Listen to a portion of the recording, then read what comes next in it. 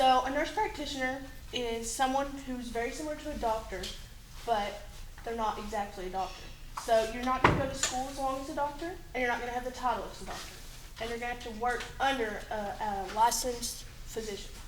So they can prescribe medications, they can diagnose people, they can see patients, but they have to do all this under the watchful eye of the physician. So some of the education requirements include you're going to need a bachelor's of science in nursing, and then you're going to have at least a 3.0 GPA while completing your bachelor's, and then a 58% on the TEAS exam, which is the test of essential academic skills. Then you're going to need a master's of science in nursing, and you can just go and just get a master's of science in nursing, or you can do a nurse practitioner concentration. And I'd like to do the family nurse practitioner concentration. So you're going to need to keep that 3.0 GPA once again, and you're going to have a bachelor's of science in nursing to complete the master's. So the pay, so the highest average with our state is going to be $118,000, and the lowest is going to be $100,000, with a yearly average being around $108,000. Monthly average is around $9,000, with your weekly being a little bit over $2,000, and then your hourly is going to be $51.92. So some of the benefits that you get from this job would be paid vacations, retirement, disability insurance. Sign-on bonuses are a really big thing now, especially after COVID. It's hard to get people to work in healthcare, and they'll also pay for you to continue your education. Many companies will, as long as you do a contract. So some of the work hours. So if you're working a doctor's office, you're going to expect a regular 40-hour work week. While working in a hospital, you're going to need at least three 12-hour shifts a week. Plus, you'll be on call other days of the week just in case they do end up needing your assistance. And then you may end up working weekends just due to how scheduling ends up. So some locations that you could work as a nurse practitioner would be Erlanger and Chattanooga. If I worked there, I'd like to work in the Children's Hospital. Piedmont, which is in Atlanta. You can work at Pruitt Health in Blue Ridge, or University of Tennessee Medical Center in Knoxville. So the companies I did are based off of the locations I just told you could work.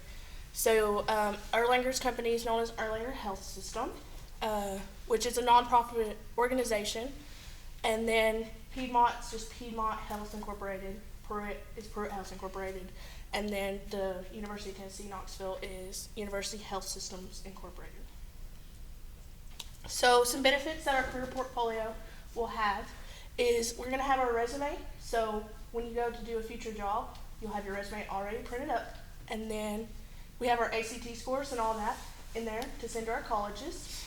High school transcripts. So when you do need those eventually to go back to another college, you'll have those already. And then we'll have our letters of recommendation and references. So with a nurse practitioner, you're not going to have to do any type of internship or residency like you would with a doctor. Instead, it's just like clinical hours. So you're going to have clinical hours in nursing school, and then you're going to have them in your master's as well. And there's a lot amount of hours each program has.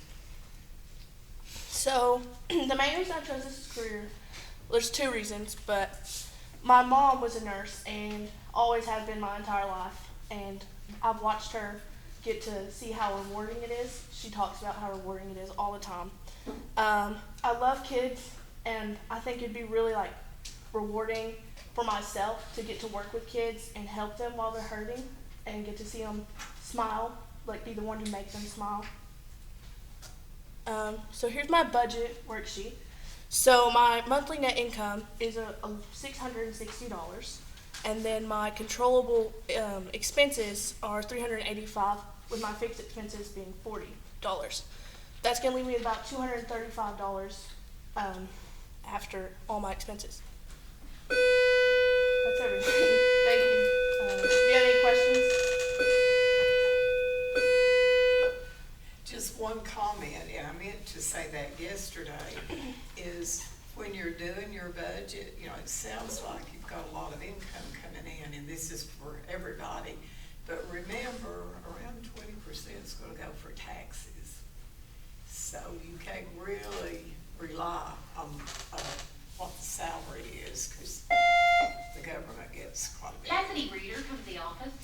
Also, would you consider coming back to this area?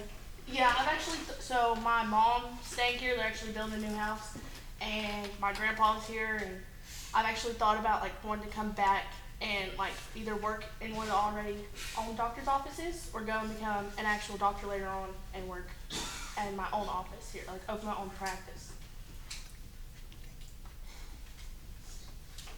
Anybody Good else? job.